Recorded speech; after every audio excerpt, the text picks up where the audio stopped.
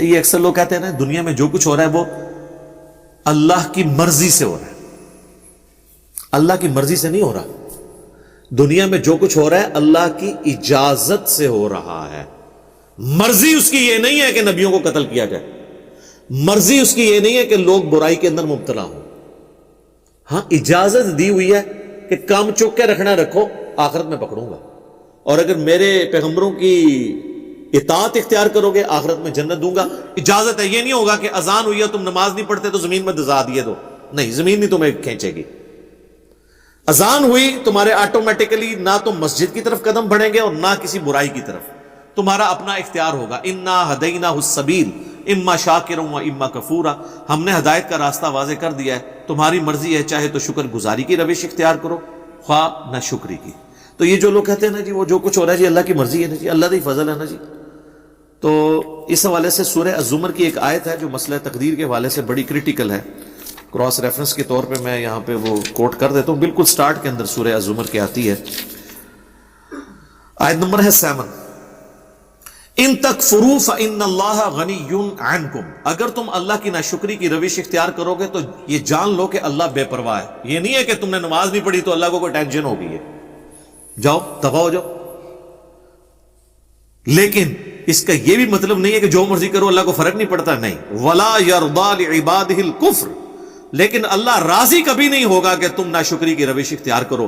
پکڑے گا نہیں دنیا میں کیونکہ اس نے تمہیں کھلی چھٹی دی ہے, لیکن راضی نہیں ہے, پکڑے گا آگے. وَإِن تَشْكُرُوا, اور اگر شکر گزاری کی روش اختیار کرو گے, يَرْضَاهُ لَكُمْ, وہ راضی اسی پہ ہی ہے کہ تم اس کے تابع فرمان رہو. نافرمانی پہ اس کو پرواہ کوئی نہیں ہے, لیکن ناراض ہو جائے گا اور پکڑ لے گا.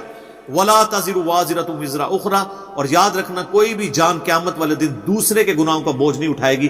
ہر شخص نے اپنے اعمال کا بوجھ خود اٹھانا ہے. ثم الى ربكم مرجعكم, پھر تمہیں لوٹ کر اپنے رب کی طرف جانا ہے. فينبئكم بما كنتم تعملون, پھر وہ تمہیں بتا دے گا جو کچھ تم دنیا میں اعمال کیا کرتے تھے. انه علیم بذات الصدور, اور وہ تو اتنا علم والا ہے کہ تمہارے سینوں کے چھپے ہوئے رازوں کو بھی جانتا ہے.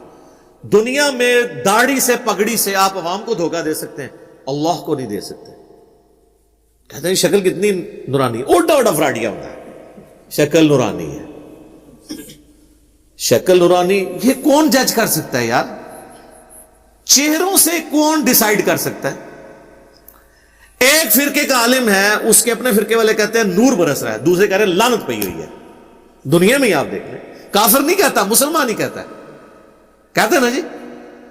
تو پھر جب اپنے والے پر نور ہے دوسرے والے پہ لعنت ہے, تو جو آپ کا اپنے والا ہے وہ بھی کروڑوں لوگوں کے نزدیک لعنت والا ہے. تو شکل تو کوئی کرائٹیریا نہیں ہے. شکلیں تو تب کرائٹیریا ہوں کہ شکل انسان خود بنا سکتا ہو. اسی لیے یاد رکھیں مسئلہ تقدیر سے تعلق رکھتی ہیں وہ چیزیں جو آپ کے اختیار میں نہیں ہیں, اور جو چیزیں آپ کے اختیار میں ہیں اس پہ اللہ نے آپ کی پرسش کرنی ہے. میری شکل میرے ماں باپ چوز کرنا یہ میرے اختیار میں نہیں تھا, تو مجھے کیا مطلب نہیں پوچھا جائے گا تو جیلوں میں کیوں پیدا ہوا ہے؟ نہیں. ہاں جو اللہ نے حکم دیا تھا کہ ان اچھائیوں کو اڈاپٹ کرنا, ان برائیوں سے بچنا, یہ مجھے اختیار دیا ہے, اس کے بارے میں میری پرسش ہوگی.